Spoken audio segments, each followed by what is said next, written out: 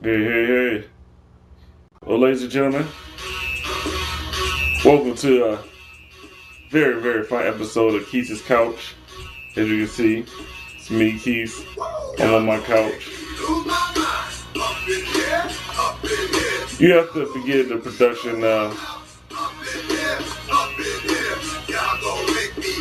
production quality of this first inaugural episode. But what it is I like to talk, and if you don't know, then Professor X, I like to share different things, my views on the world, and what's going on in the world, pop culture. So first up, this game Portal.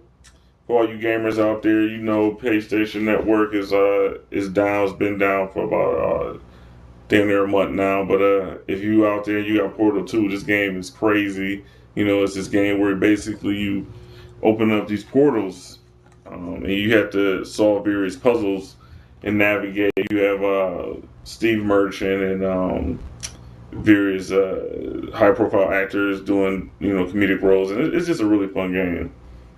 So it has it combines the need to use your intelligence, humor. Um, it's great. It's a good game. That's all I have. All right, next up, my comic picks. First up, Fear Itself. Marvel Comics, their summer blockbuster crossover involving all of the various Marvel superheroes. It centers around, of course, Thor. Talk about Thor later in the next video. But basically, in Fear Itself, this great entity, this demon, has brought 8 hammers to Earth, and they're the worthy.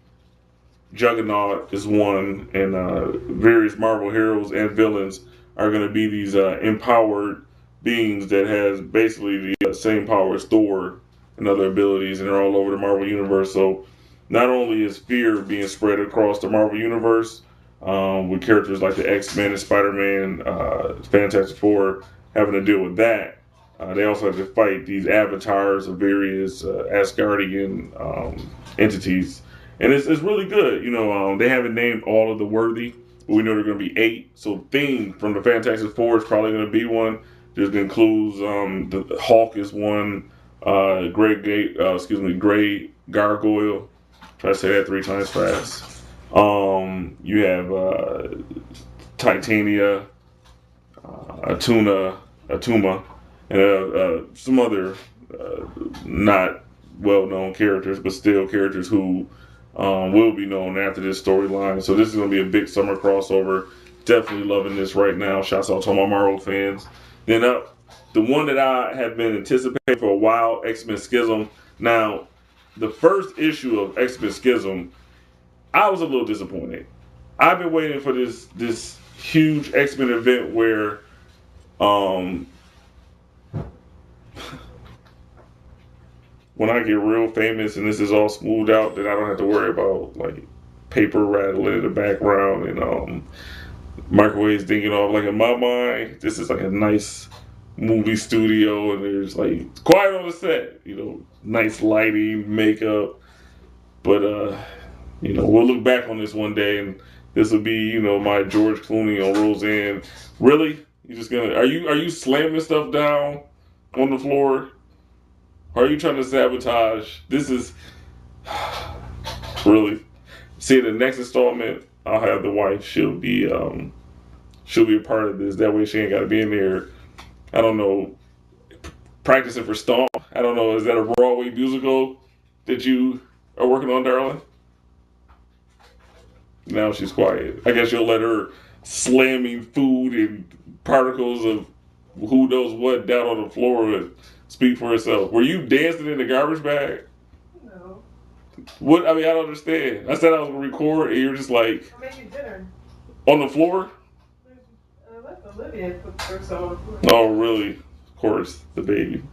I'm not doing no for the problem for me. Mm-hmm. It's always the baby. Anyways, where was I? Sorry, you had to see that.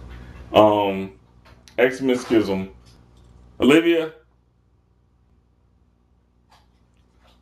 the premise of X-Men Schism is that Cyclops, who currently in the X-Men comics is in charge of the entire mutant population, whereas Wolverine is this. He's the cornerstone of the team. He's the go-to guy. And recently, he's been in charge of this Wetworks group, X Force, where they go and they kill targets. High value targets is pretty gripping for a comic.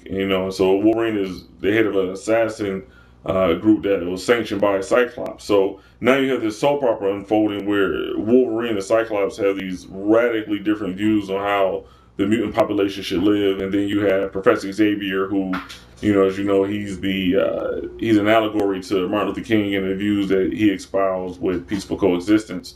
Whereas Magneto, his antithesis is Malcolm X. So you have these two very powerful characters who next month we'll see in X-Men First Class. So you have these two characters, Magneto and Professor Xavier, orchestrating this conflict between Cyclops and Wolverine, and it's called Schism. But the first issue just really, come on, you gotta step the game up, X World, because when I see something like this in the upcoming Uncanny X-Force issue, where they're gonna go back to the Age of Apocalypse dimension, and you got a Wolverine and Deadpool and Phantom X and Cyclops going up against Archangel, who's going to become the new Apocalypse. A lot of good stuff going on in the comic book world, which the next video, we're going to talk about Thor. What I thought about that. So, this has been a very, very rough episode of Quis' Couch, but hopefully you've seen something potentially good in there. Nothing? No? Something? Alright. Well, it's going to be alright. We're going to work it out. We're going to be together. We're going to be a team. So, I'll see you on the couch again. And until then, be good to yourselves and each other. I don't know.